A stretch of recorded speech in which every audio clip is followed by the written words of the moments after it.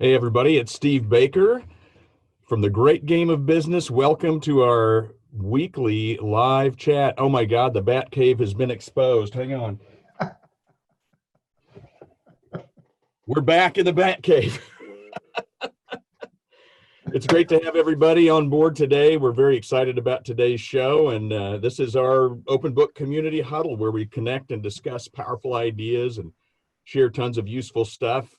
Hello, Rich Armstrong, my co-host Steve. and president of the Great Game. How are you?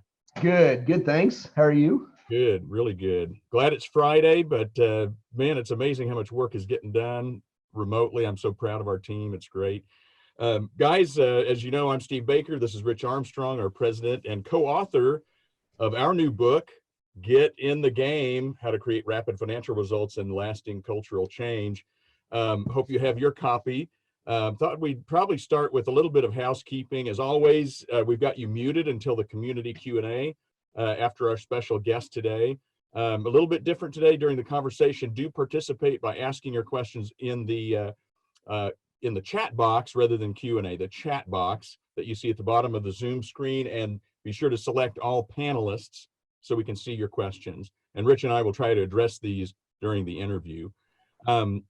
We have a couple things. We've kind of gotten into a rhythm of giving you a weekly quote to kind of send you off into the weekend really inspired and ready to take on the next challenges. But I think it's important that you also need to know, as we continue to fight this virus, that we have another special guest today. And here he is from one of the worst movies of all time, Virus, and his name is Steve Baker. This is the only articulated figure that has my name, and it's from a movie called Virus. I'm so proud. So that was behind the curtain. Inimitable Billy Baldwin, you know, what an actor. Anyway, so there's a little fun you didn't know that exists in the Bat Cave. Now let's get serious. So Charlotte Eckley, our head of operations and longtime SRC and Great Game person here on our team, she noticed that there was a quote in Dennis Shepard's office. So Dennis, if you don't know who he is, he's Jack's right hand. He's our CFO and in-house counsel. You know, I really respect this guy, but we wanted to share this with you. It's a Margaret Mead quote that really, I think, speaks to what we're trying to do with the Great Game. And that is, never doubt that a small group of thoughtful, committed people can change the world. Indeed, it's the only thing that ever has. And I just love that thing. I'll probably bring it up at the end as well. But I just wanted to share that with everybody. What a great quote. Never doubt that a small group of thoughtful, committed people can change the world. Indeed, it's the only thing that ever has. Man, that's good. Inspiring stuff.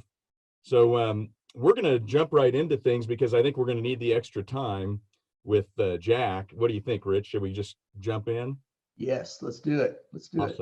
So it's Jack Stack, guys. It's our very special guest. He's our founder, our CEO. He hates long introductions, so I'm going to keep this medium-sized. Inc. magazine has called him one of the smartest strategists in America. They dubbed him the father of open book management. He's a prolific author who, in addition to writing the foreword to our new book, Get in the Game, he has also written The Great Game of Business with Bo Burlingham, and also A Stake in the Outcome with Bo, and his most recent book with Darren Dahl, Change the Game, Saving the American Dream by Closing the Gap Between the Haves and the Have-Nots. Look at those books, baby. I love it. Hey, where's your book, Steve? Do you have Change the Game? Well, actually, Rich, that I gave that one to you because you hadn't read it yet. yeah. Jack Stack, welcome. How you doing, Jack? I'm doing great. How are you guys doing? That is great to hear. Yeah, we're really good, really good. If we can, we'll get you some video going here and we'll start asking you questions. There he is. Hey, Jack. That's awesome. I love the halo behind you. It makes you look holy. Yeah, it used to be a chalkboard. We just replaced it with a whiteboard. That's awesome. Chalk's got to be too expensive. Yeah, you can't. Couldn't find the chalk anymore. No more chalk. Yeah. So Jack, this week we kind of took our theme from the blog that you wrote with Darren Dahl entitled Bold Moves to Reinvent Your Company for the New Normal, which is, if you haven't read it, guys, you need to read it. Could you start by defining for us what a bold move is? You know, the marketplace leadership. Yeah. Well, we always encourage everybody that to have a long-term plan. Some think it's 12 months, some think it's 5 years, some think it's 10 years. We work with 10-year periods of time. We rapidly came to the close of our 10th year, and we had a significant objective that we wanted to hit. But we knew that the end of every 10 years, we had a recession. So it's in a recession where you really want to be able to kind of redo things and reinvent and fix. And, you get a real chance to do over every 10 years during a downturn. You really get a chance to look at things you didn't look at or you didn't have the courage to look at. And so our plan was rudely interrupted with this virus. And but at the same token, we had in the 8th and 9th and 10th year of our 10-year plan, we made ourselves a promise that would be a period of time we would fix things. And you want to fix things in a downturn. And 17, 18, 19 were really good years. They're barn burners, and we spent a lot of time, servicing the customer. But we had things we had to fix. Retention was a challenge. It became a critical number. We had to fix facilities. We had to fix wages. We had to fix time of work. We had to be careful in terms of overtime, and we put in a lot of training, a tremendous amount of training on our way to fixing things. So when the downturn came, we would then do the final touches in terms of the changes that we would make, and then we would restart ourselves over a 10-year period of time. That's always been the game. All right, that's our game, and that's how we play it. And again, as I said before, we got in the black swan, and so the black swan is a tendency to reevaluate where you're at. So I would say we were at a point where the things that we really wanted to finalize in terms of the fixes, we fell a little bit short. And because we had to go into another program, and the program is that with the unexpected surprises, we had to figure out the immediate safety and survival of the people, and immediate safety and survival of our cash position, the immediate survival in terms of what lines of credit do we have. I mean, we went into a 3-stage period where one is collect everything you have, find out where your assets are at, and see how long you can stretch them, or at least begin to have a bank account where you then can start talking to people in terms of their needs and their wants and their desires in terms of tapping that source of revenue or that source of cash.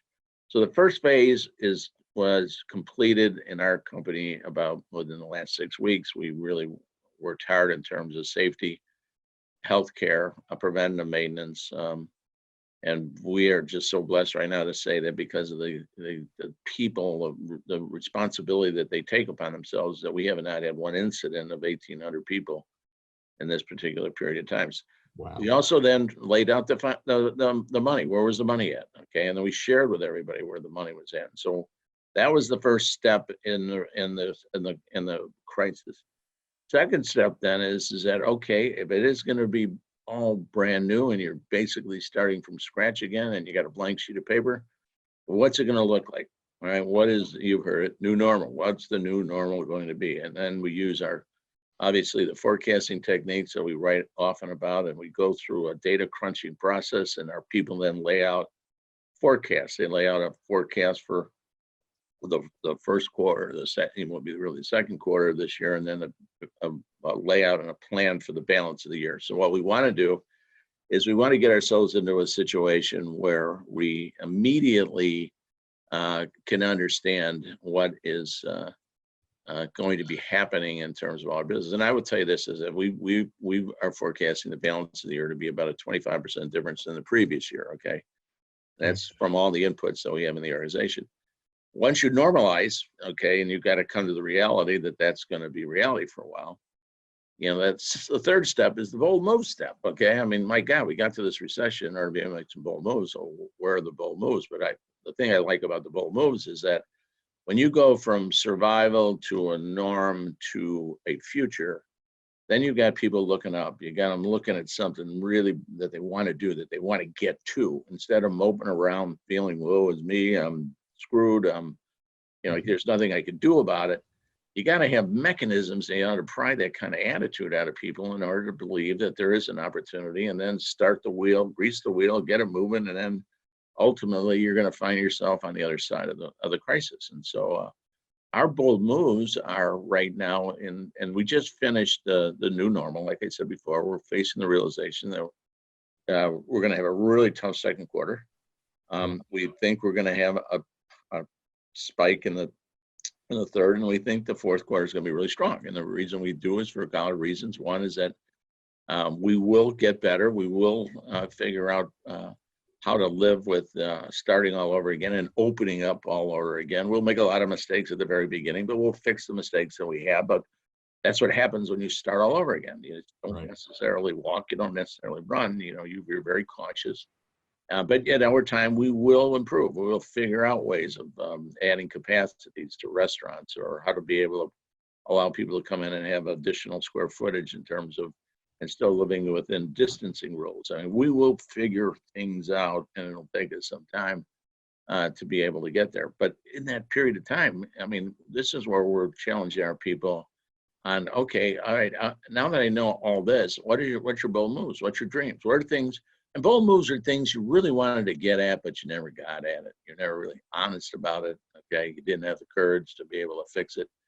It could be a bad customer. Okay, it could be a customer that for a long period of time you've been financing. I mean, you've been working with. You've got shrinking margins. All right, and is when you're going to start all over again. Would you really start all over again with something that's been such a pain in the ass for such a long period of time? And I know customers for life, and I understand the whole conceptual with the customers, but in the last 10 years, we have a tendency that so many of our businesses are being financing the larger corporations, and larger corporations are taking advantage of the long lead times in terms of the cash cycles. And, they're just really cool things that you can do, in order to be able to have bold moves. Like right now, there's a lot of levels of distribution that we hadn't gone down in the past, that there's no reason for us now to not broaden our distributions. There's no reasons that we can't be talking to some of our suppliers to develop joint ventures with. And instead of trying to figure out how to have a markup on a markup on a markup, maybe we get together and we joint venture on how we can utilize cash better. All right. Maybe there's strategic deals that we can make in order to be able to use our receivables, that if somebody's in trouble, to maybe take a piece of equity in terms of the deal. Okay. There's so many buildings, for instance, that are going to be reducing their income relative to rents. That's going to go on the market for sale, and the real estate market is going to have a tendency to drop. And this is a time that you would want to buy because prices have been so high in the past. And I do realize that you have to have the liquidity, and I do realize you have to have it. But let me just tell you this: you don't have to have the amount of cash this time going forward as you would have in the past 5 years. Okay, because the values are going to be driven down to such a case that anybody that can come in with something strategic or something with a bold move could get in really at a low price. So you really shouldn't be sitting here if you have this idea that you've wanted to be able to present, or you've presented in the past and it didn't go over very well, but you still have a great belief it. It's the greatest time to dust it off, present it, go after it, and don't let money stop you. Okay, there's all different types of ways of making deals out there, where it doesn't necessarily mean that there's got to be a significant investment in terms of cash. All right, two organizations that compete against each other, that can fight competitively and keep their margins down as a result of their own competition, could get together and maybe collectively increase the price and then split the margins. Okay, and have better cash flow and better balance sheets and better futures in terms of the bold moves that you would like to be able to do. See, there are people, for instance, that may have had a price increase schedule and think, well, this is the worst time in the world to have a price increase. When is the best time in the world to have a price increase? There is never a good time to have a reason to increase your prices. I mean, if you're sitting there and you're cutting your costs and you're giving it away, okay, eventually you're going to have to sit there and increase your prices anyways, right? I mean, it's increasing your prices and having a value proposition that you're now selling for an undervalue is insane, because if in fact you have something of significant value, all right, sooner or later, in order to be in business over that period of time, you're going to have to be able to price it at a reasonable level. Okay, so bold moves right now is just a matter of sitting there saying, let's dream. What is it? How would I make this company so perfect? Okay. And what could I do right now in order to be able to trim it and to fix it and to make it a really nice place to work and contribute to the community? And, this is the time and now people aren't trying to figure out how to put the shine on their own companies right now. But this is where companies will differentiate themselves. And those companies that will look at the brighter side of this thing, okay, and you do that again by figuring your liquidity out, communicating what you think your best case scenario is on a forecast, and then push it away and say, okay, now what else can I do? Tap my people, talk to my people. One of the things that we did in the first 2 stages that we made sure everybody in our organization knew exactly where all the money was, even to the point of what bank accounts we had the money in, and also our lines of credits with the banks and the institutions that we had.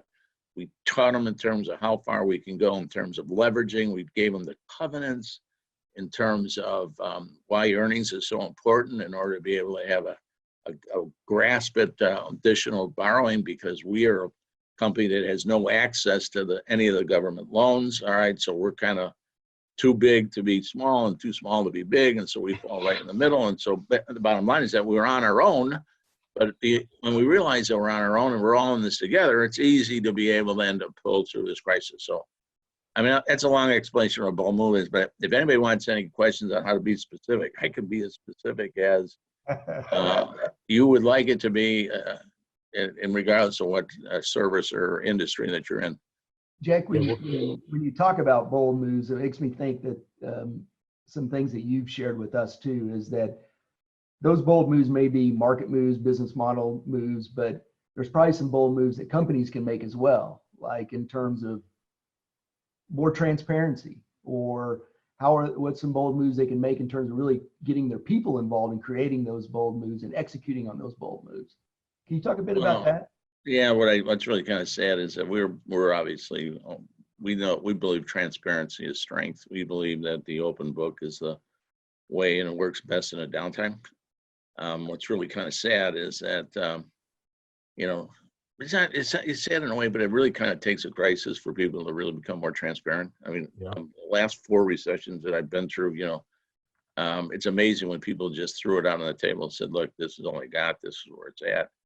And then to watch the behavior and the cultural changes that occur, all right, as a result of just being totally honest with everybody in terms of what it is. And, this is an interesting period of time because there's no reason to be embarrassed, okay? I mean, there was tremendous embarrassment if you weren't really doing well or you were struggling, and enough to may realize that maybe 70% of small businesses have already been tapped out. I mean, they've been growing the companies at such phenomenal rates, and they've been able to have to fuel that by all levels of capital, whether it's family or angels or bank loans or anything of this nature. And they have now scaled to the point where they can't scale any further because they're living with that they took on when they had there. And these are great companies. Okay, these are people that have done exactly all the right things. All right, but on the same token, they're the ones that are,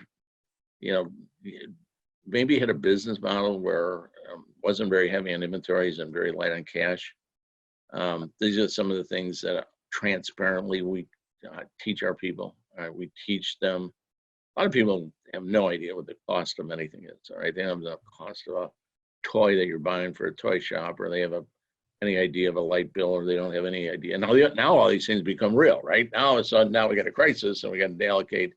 How do we pay the landlord? All right, how are we going to be able to pay the food vendors? How are we going to be able to pay the electricity? And then this language occurs when it really should be occurring all the time, because that's how you build the sustainability and the strength of the time, when you open up the books and then everybody's asking questions. And then if you don't have an answer to the question, you ask the people to give you the answer.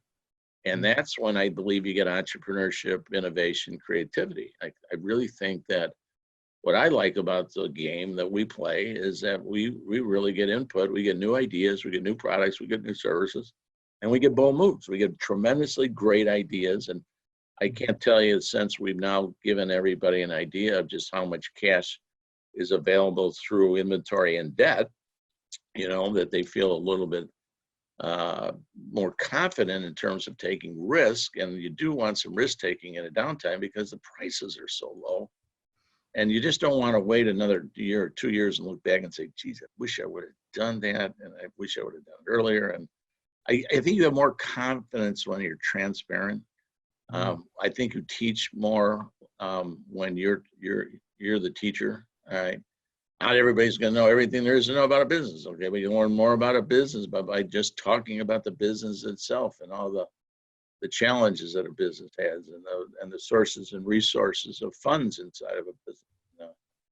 that's what's helped us, and that's why we're very blessed to be where we're at today. I think an example is our high involvement planning process. And this last week, you had a lot of the teams, various teams from SRC business units, provide a detailed SWOT presentation based on their 3-month and 12-month financial projections, their revised projections, kind of a sort of an interim high involvement planning process. How do you think that went? How do you Well, I don't know how it went for you guys, but I said it really went well for me. I said, because I've been trying to get you guys for the last 3.5 years to fix things.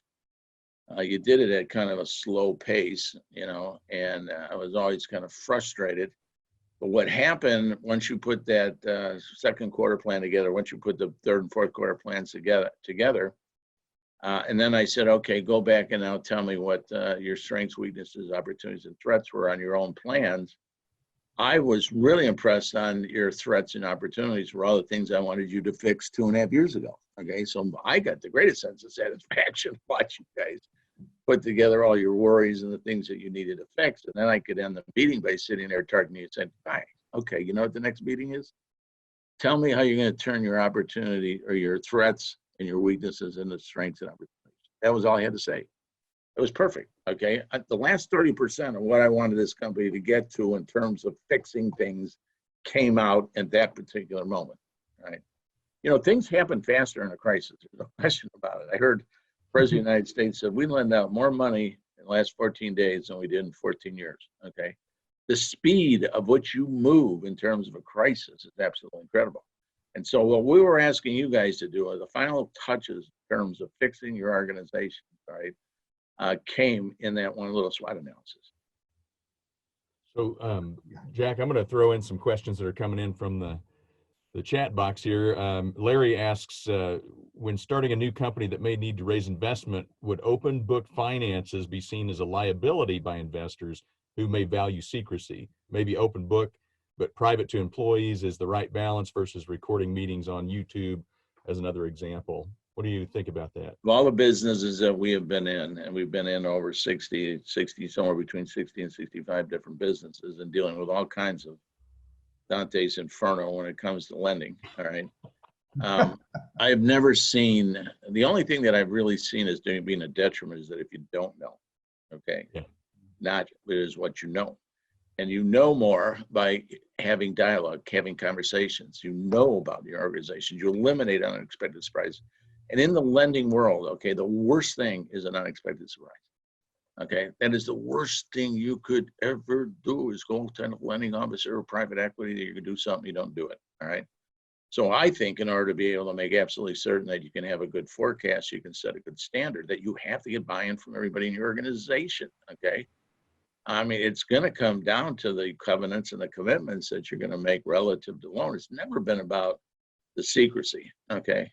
It never had anything to do with being ashamed about or being confidential in terms of how much money that we've ever had in a deal or has been in a deal. The strength of the deal is accuracy, the strength of the deal. I mean, you can go fail, all right? Banks will work with you. Private equity will work with you if you tell them in advance what is happening. There's all kinds of ways of deferring payments and spreading things out and changing covenants and changing things if you are in control of your business. And I don't really know how you can be able to work in that kind of environment without having your people knowing and betting on them and making absolutely certain that they truly understand their own individual responsibilities in terms of making the goals. I mean, it's the people in your organization that's going to really make the difference. And I don't know how they're going to do it if you're playing in a secret world. Yeah. Communication means a better relationship, and you got. Yeah, it's got to be, to me, communication has got to be over and over and over again. I think you want to change a habit or you want to change a culture, you want a behavioral change. I mean, it really comes down to repetition, and the whole idea is just not to make it boring. Make repetition exciting. Yeah. And there's probably nothing more exciting than what happens inside of a business if, in fact, you decide that you want to make it exciting. It's a choice, and it takes courage, doesn't it, to get over our own kind of barriers that we put up. It's once you get over that though, you can't believe how happy everybody is. We got another question. Here's one from James. He says, we're looking for a bold move to find new customers. We're a kitchen remodeling company that doesn't have the benefit of having very many repeat customers. A large number of our leads come from home shows and different public events where we speak to people about getting an estimate. So I see how the question is starting to develop here. We're trying to leverage our online presence as much as possible, as well as referrals, but we're looking for other avenues to make up for those lost leads. Any suggestions on a bold move? Yeah, when I think of something like that, I just had, in fact, I was with a customer yesterday that we had a similar discussion, and why not have an additional service that differentiates you from everybody else inside the marketplace? Okay? I mean, why wouldn't you sell yourself as consultants? Why wouldn't you sell yourself as specialists? You know, why wouldn't you start to develop a reputation of, man, you really got to talk to these people because they really know what they're talking about? Why wouldn't you position yourself in such a way that even before people have an idea in terms of what they want to remodel, that you're the top of mind? Okay, you are the ones that you know, maybe you want to be a little bit classier, fancier. You got to figure out how do you get your foot in the door where, you know, it's just not the deliverable that you have, but it's the quality of the people, the quality of the information, the quality of the company, the quality of the brand. Okay, I mean, I would look for different avenues in terms of, maybe I wouldn't necessarily compete in a business where it was primarily based on price. I would figure out, what am I going to differentiate for my marketplace, and then I would be concentrating on that differential. Because that's where the margins are going to be. I mean, the margins are going to be in the, you know, you having something extra and having something special. And believe me, you don't have to go very far. You know, all you got to do is you got to sit down there and be honest with yourself. Is what is our strengths? Okay, what is our weaknesses? All right, you can go fix your weaknesses, but you got to capitalize on your strengths. I mean, if your knowledge skill is really, really high in that type of business, man, I'll tell you, people will buy that knowledge. They'll buy that confidence. Okay, they'll buy. Yeah. And you know, maybe it's these quick hit videos. All right, maybe you figure out ways of, you know, you can't be knocking on any doors or going to any trade shows. But I don't understand why you can't be able to sit there and talk through different projects that you might have, go into your histories, okay, build cases, and you know, and I'd set a goal. Maybe I'd sit there and figure out how much of my business could be in the project management aspect of this thing, and then price it in such a way as I could cover any defaults that I might have just in the commodities and the applications and the installments. All right, but I would look at my business as saying, okay, maybe this is the time to maybe create a spinoff. Maybe this is the kind of time to do something that I always wanted to do. I'll just get a tax ID and call it a different name or a different business. All right. I mean, it doesn't take much to start a different business. Everybody thinks that you got to put it in the business that you had to maximize your overhead. I always like to break them down, and then I like to find an individual that really wants to make a run, and then you give it to the people, and you give them the goals, and you give them responsibilities. And if you want 10 to 15% of your businesses coming from project management or a project consultant or your whatever you decide is your ultimate skill sets, create a division, create another opportunity, and obviously find the guys that like to win. Jack, here's the big question that a lot of people are asking is, can you share with us just what do you think the U.S. economy is going to be in the next few years? Do you see the economy quickly coming out of the crisis in 2020, or do you see us sliding into a recession in 2021 and beyond? My forecast has not changed. It hasn't changed since 2009. That's how old I am on change. Okay, but so our forecast has been that we will see. We think, again, I'll do short term. Second quarter will be really rough, and that's a learning experience on the openings. All right, a lot of controversy on the openings. All right, a lot of mixed formulas on the openings, but eventually, you know, I mean, there's a real negative side in terms of not getting this economy rolling, and I've seen it too many times. It brings on, I mean, right now our mental health center here is at capacity and overwhelming with just people that are depressed or scared or afraid or of anxieties and all those things that go along with it. And then you see the food lines and everything of this nature. So there is a real importance, because on the other side of it is the consequences are horrible. Right. So we really got to get going. I think it'll be August again until we get the learning curve smoothed out. I also think that there will be a jump. Personally, I really think people aren't spending any money. I mean, I think more people are saving money now than they ever had. So there's kind of a pent-up demand of cash. And I think that the government has provided unemployment compensations in order to be able to hold our breath through July. But I also think demand will come back, and I think it'll start coming back as early as August. I think, again, you're going to have a really, really strong fourth quarter. I think everybody, I mean, we rush to things, whether it's toilet paper or pork or, you know, entertainment or beaches. You know, we're hungry. Okay. Will there be some significant changes as a result of the industries going forward? Yeah. Okay. And that's one of the things that's really going to be industry specific, market specific.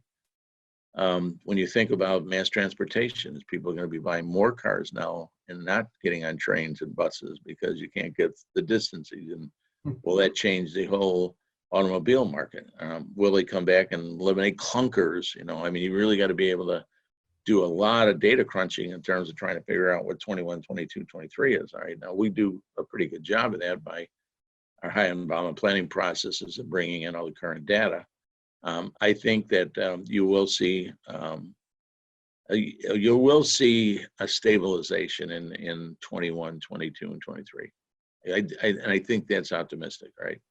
My fear, and this is the biggest fear that I have, is we are slowly being taken over by government. Okay, we're slowly taking over just by the fact that they are providing so much into the business that we're always been afraid that we've needed this separation between the private sector and the public sector. And I think the public sector is going to be having more and more restrictions in terms of businesses and not less.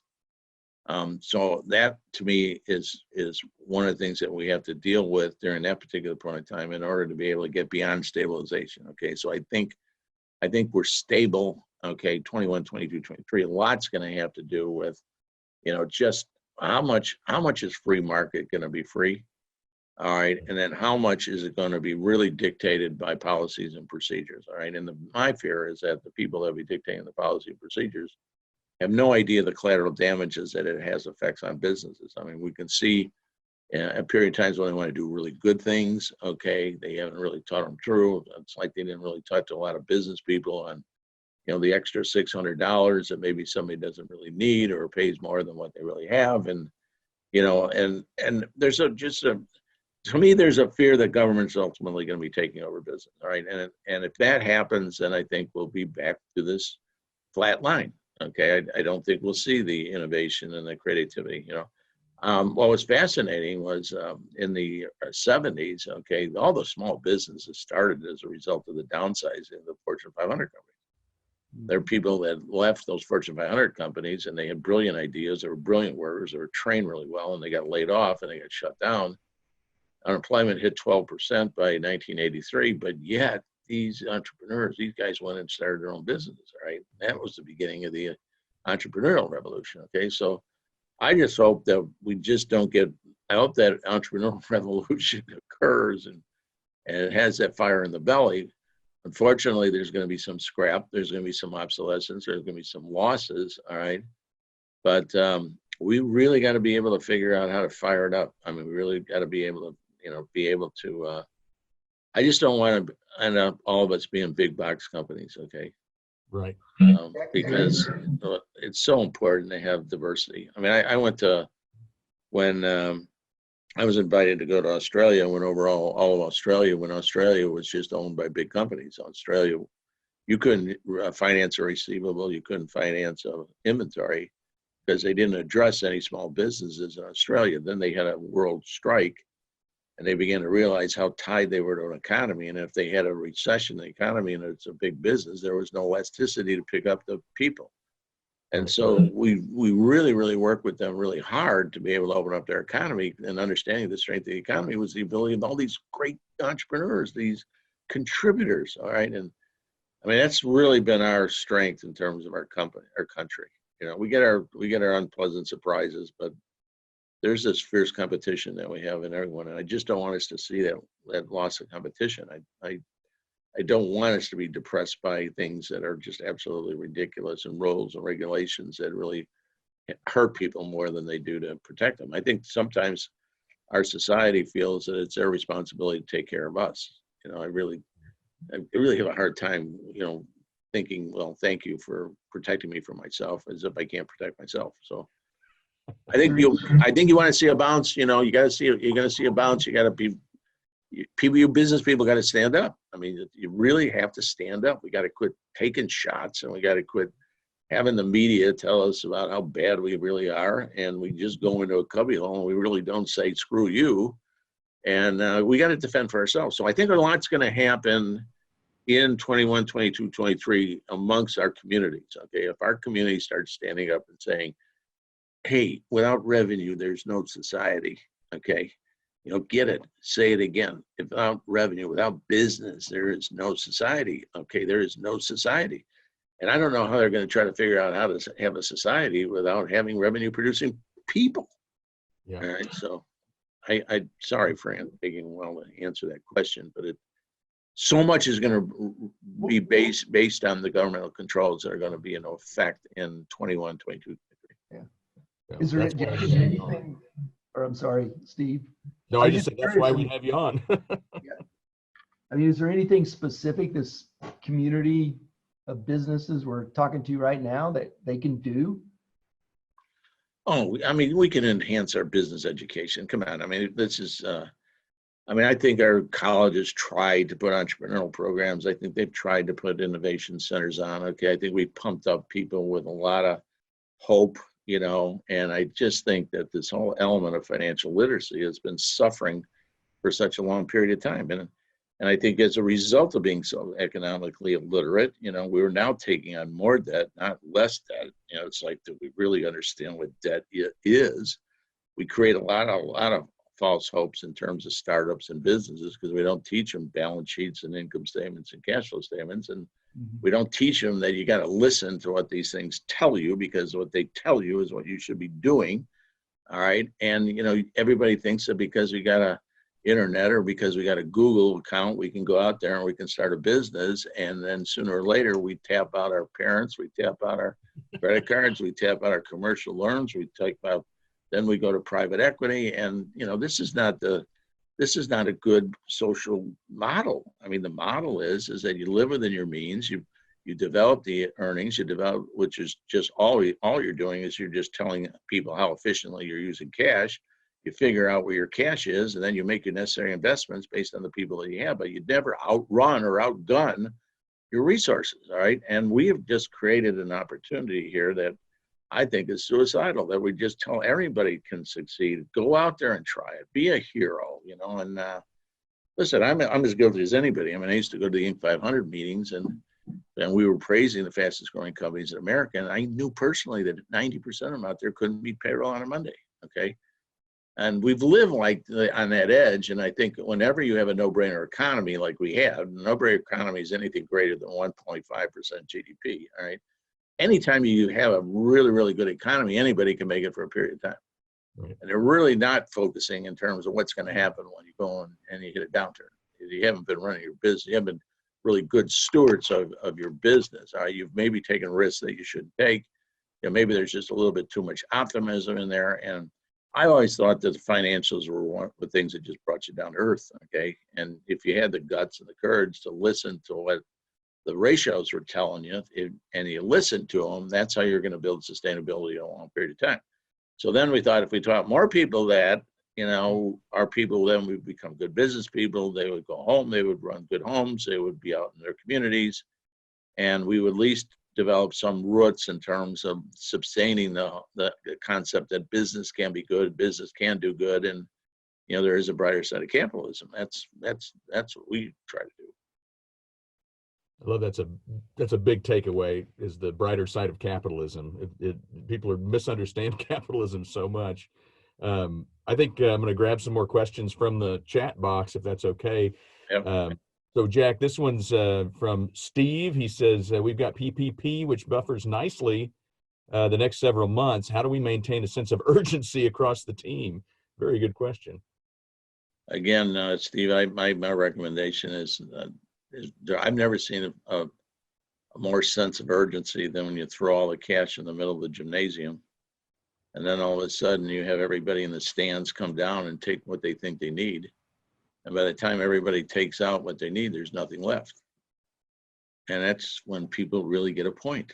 Okay, that's when they get a sense of urgency. They're, either people standing in line wanting to be able to get something out of what you dropped off in that gym that isn't there, or you're going to have a banker that's hiding in the stands that's going to dump a wheelbarrow of cash out there in order for you to survive. I think you have to create the reality, and reality is the toughest thing to teach somebody. Okay, it's when you're out, okay. So one of the things, Steve, I like to do is when we have these crises, and our guys know that around here, is I like to get rid of the anxiety and the fear real fast by saying, okay, guys, the worst that can happen is the banks are going to take your business away. So let's work from there. It's like you take all the pressure out of the room. All right, go to your worst case scenario. Go to the point where the banker is going to take the keys of the business. All right, or you're going to lose the business. All right, I mean, go to your worst nightmare. Get it over with. Okay. Then what you bring your team together and say, okay, what do we need to do in order to make certain that we just don't have this nightmare? Okay. What can we do right now? Can we cut spending down? Can we stretch it out a little bit longer?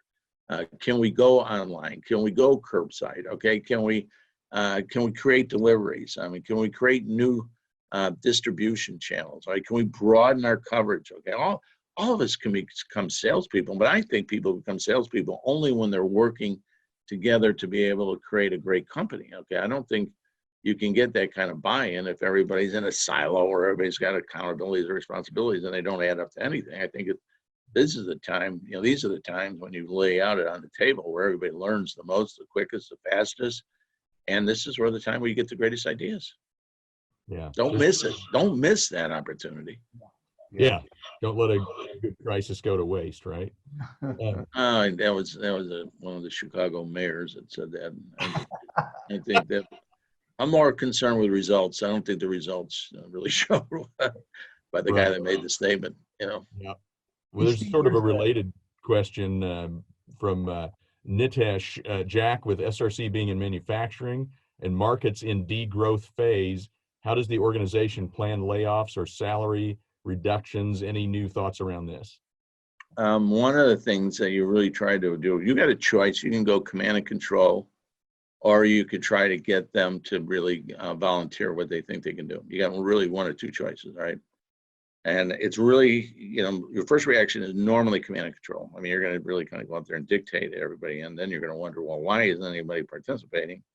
And they're really not participating because you really took the roles and you thought it was your responsibilities to be able to have works much better, when you can figure out how to develop the wisdom of the crowd, the consensus of the people in terms of the challenges and the opportunities and the ideas and the routes and just even the workloads in terms of what you're maybe shifting and concentrating on. But what happens then is that you start prioritizing what's the difference between your needs and your wants. Okay. And what you really want to do is start to get priorities in order to be able to get the results that you want. And the only way you can do that is to be able to, you don't know everything that's happening inside your organization. I mean, you get the ideas. I saw someone that we're more in manufacturing. We're not only in manufacturing. We have a lot of diverse business, and we have service businesses, and we have kitting businesses, and so we're just not manufacturing oriented.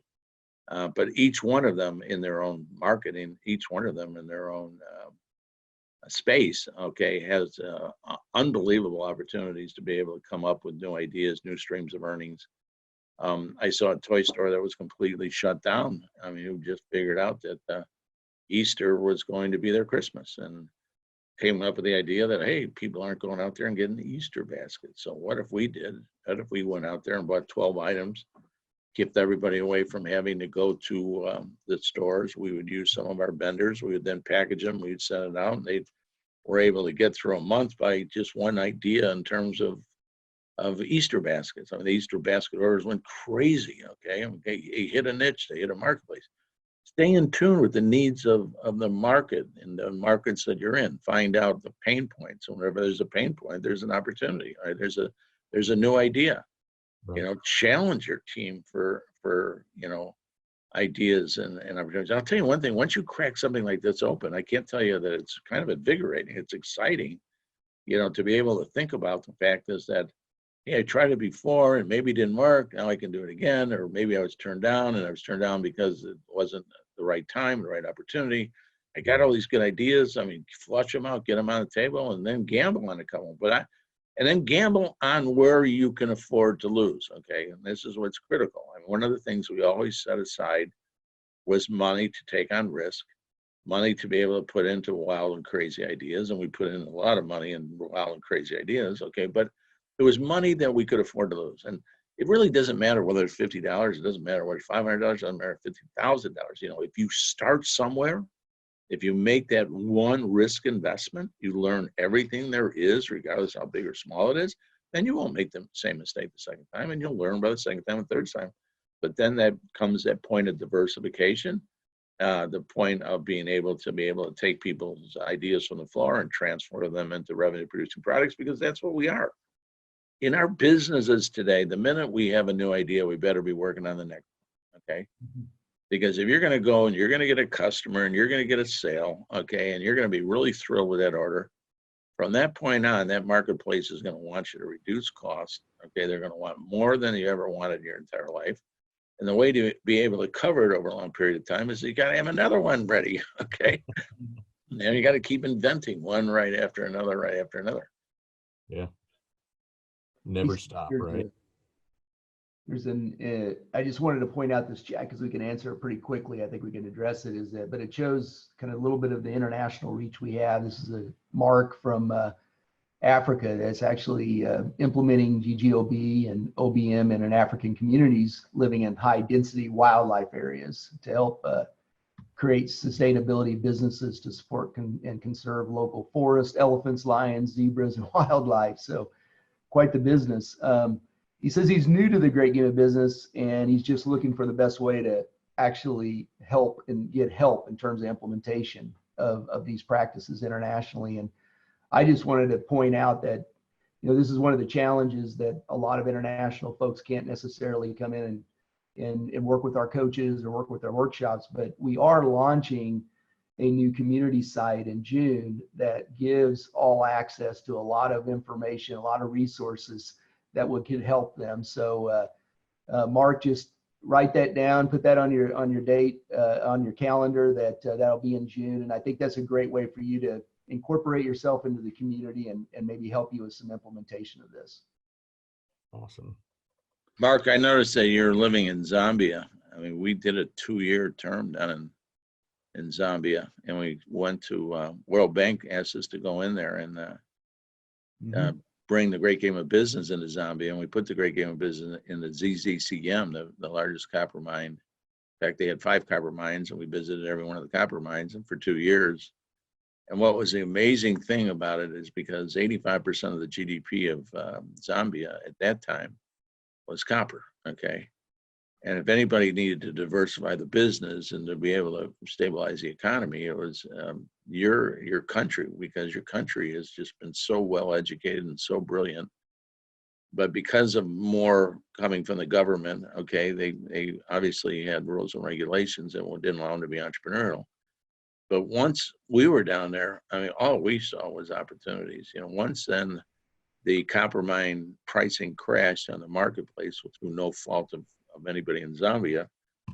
It was met with a recession, and then ZCM had to sell to Anglo America, and so they lost the publicly held mines where the government was no longer responsible for 85% of the GDP. Copper was, but what we got from a lot of people in Zambia were people that had learned about business. All right, that the great game of business did nothing more than teach them that they had the opportunity to be able to start their own business. And so after the Anglo-Americans bought ZCM, I used to get letters from people from Zambia saying, geez, I just started an electric winding company and it was so good that I really understood what it took to be able to run a business. I was glad I got the confidence to be able to start companies, and whether it was selling chickens or whether it was I mean, it was crazy. I mean, how many opportunities opened up once, the state kind of lost the the control in terms of it, and then the marketplace had to take over, and then people really became entrepreneurs. I still think that that's there. I think that there's so many opportunities in that area. It's incredible. That's cool. I love that you specifically have the story about Zambia where he's working. So I'd like to, we have just about 9 minutes left. I want to try to get in a couple. What's cool is these are both kind of family or people-y related. The first one is from Ben. He says, Jack, I'm sitting here with my 12-year-old son, also named Jack. So there's a bit of a suck up going on here. No, I'm kidding. He has just started reading The Great Game of Business. So little Jack's question is, when you say every business has to do two things, make money and generate cash, does make money refer to gross profit, net income, or something else? Okay, Jack. Listen, Little Jack. there's really two things. Okay, one, when we first started the company, it was one of these black swans. All right, I mean, it just shut us down, and we were going to be without a job. We had no money, so we started the company, and we didn't have time to write vision statements, mission statements. All right, everybody was taking years to write these value principles. So when somebody finally said, "Hey, what's the mission statement?" we just said, "Don't run out of cash and don't destroy from within." Okay, so that really takes precedent over what you just read. Now let's talk about the cash aspect of it. Okay, let me just tell you this: without more sales without margins, it just work. Okay, so margins is really, really, really important in terms of looking at what your business is. Right, it's through margins then you can figure out how much expenses you have you can put back in terms of business. So the whole idea of an income statement is not just measuring really how well you're doing with your money or somebody else's money. Okay, to me, it's always come down to the cash flow statement. All right, the biggest problem everybody makes when they're really kind of trying to teach their people business is they spend too much time on the income statement. All right, I have seen highly profitable companies just totally run out of cash. All right, and once you're out of cash, you're out of there. That was why our statement was, when you're out of cash, you're out of here. But the whole idea is to be able to teach people how to preserve it, how to replenish it, how to leverage it, and then how to make certain it continually reinvested it, and you made the proper investments in terms of the cash that you generated as a result of the income statement. Okay, so profit is a means by which maybe somebody uses a measurement to determine just how much money you could borrow or how much money you have. Okay, but the real, I mean, we've had businesses that have had very, very thin margins, but turned inventories 37 times, which generated a tremendous amount of cash flow. So we could, because we had such great supply chain people, we could turn inventory so quickly, small margins, but heavy on the cash flow, just because of our people knowing how to use the balance sheet. So I may be going a little bit too far. I'm just trying to make it as simple as I possibly can. I said, the income is really good because it's just a parameter on how well you're using cash, but it's the cash that you really want to focus on. And a lot of people, they don't open up their books because they think they're making. People are not going to understand how much money they make. And reality that's really not the measurement. I mean, the people that really have that excuse in terms of not wanting to share what the profits are probably so much in debt, and what they should be explaining to people is yeah, I made this investment, I bought this machine, I bought this building, and I'm really trying to pay it off. Okay, and then once I pay it off, then we have more to put back in the company, and we just focus on the wrong things, and then you come along in a period of time where cash is cheap, and everybody feels like, why not borrow as much money as I can right now, because I'm never going to see interest rates the way they are. And we get sucked into that deal. And then all of a sudden we have this black swan, and they cut you off on your lines of credit, your borrowing. And even though it's at the lowest rate you can possibly have. I mean, so we do have a real emphasis in trying to teach people where the money goes in the company so they become good stewards of the cash. There is a bit of a follow-up question to that, Jack, here that, gentleman just wants to know if we have a cash reserve target ourselves, and what that burn rate is, the other guidance. Where do you stop and hold in terms of your cash? I guess, in terms of a capacity of some sort? Well, I can only tell you what we did. Okay, 10 years ago in 09, that was our fourth recession. And we knew that there was going to be a recession again within the next 10 years. And we set aside a goal to raise $100 million in cash for the next recession that we anticipated to be around 2019 and 2020. Everybody in the company knew that. We never had any problems. I mean, I've 10 years, I never had anybody yelling at me because we were saving this money for a rainy day. And I really just felt that history told us that 5 years after every recession we had been through, we doubled the value of the company because things became bargain purchase opportunities. Right. And so we built a war chest of $100 million in that particular period of time. We needed to make absolutely certain that that was earning some investments. At the end of that period of time, we ended up with $56 million just in liquidity and cash. We put a substantial amount in some businesses that are buildings that we own that we were getting rental income off of. And then we had a joint venture that we had vested in and kept money in terms of the joint venture. But so we ended up having about, we got the $100 million. We ran the numbers, and it looks like at a worst case scenario by the end of the year, we would deplete that thing by $8 million to $10 million if they all hit that plan that they've been able to produce. It will take our debt up something, obviously. We did put a lot of things on hold that we didn't want to at this particular point in time. But I don't think it's even if it's like I said before, 50,000, 10,000, 100,000, 200,000. The whole idea is to start the process of putting risk capital aside, so you do have the opportunity to make the investment. All right. Ultimately, what I've seen over the past is the things that basically hold the company back from growing. A lot of people think it's cash, but I will tell you more about always seeing it. We don't have the people ready to be able to take advantage of the opportunity. That's what drives me crazy more than anything. 10 years, you have a really good run, and then you have a recession, but in that 9-year period of time, the restraints of growth, I mean, it really has to do with not feeling that we have the entrepreneurs, the people to take advantage of the opportunities. All right. So I think that whatever you can take out of retained earnings, I think anything, I think you should budget in that risk capital, that capital you can afford to lose. And I know that sounds flippant, okay, but you have to be able to start generating the concept of risk and reward. So that thing's going to be all in your industries and your businesses, and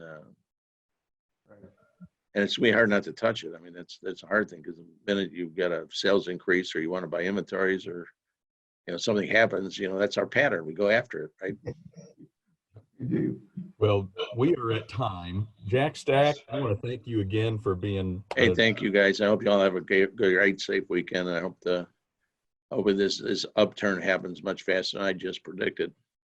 Yeah, for sure. There are more questions. We'll get to them after the presentation here. They will all be answered. But again, we want to thank Jack Stack. We really appreciate it. Always a good time to talk to you, and very insightful stuff, great advice.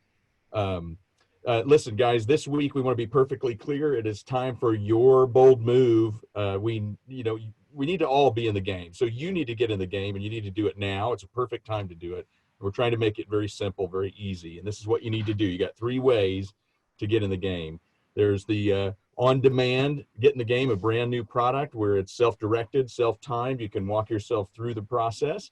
There's our live virtual get in the game, which is coming up on May 12th and 13th. And I'll be hosting that myself.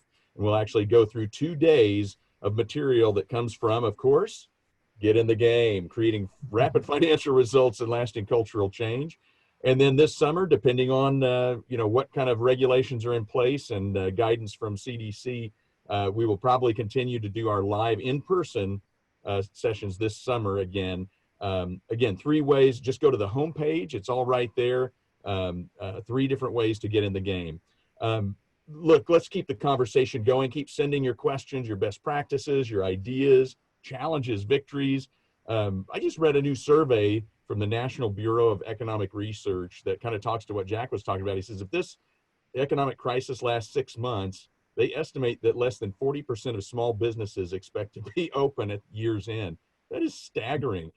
You got to remember, you're not alone. So we got to stand together, like Jack said. We've got to stand up. We got to collaborate. We just have to pull it together to be a force for good that business truly is.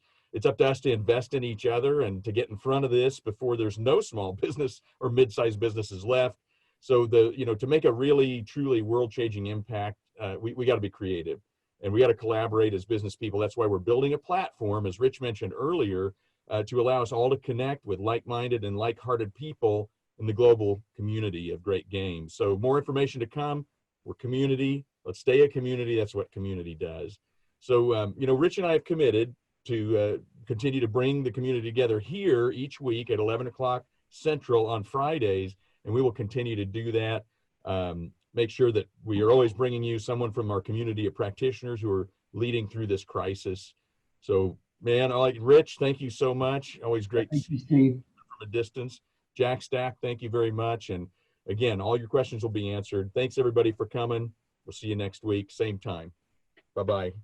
See you guys.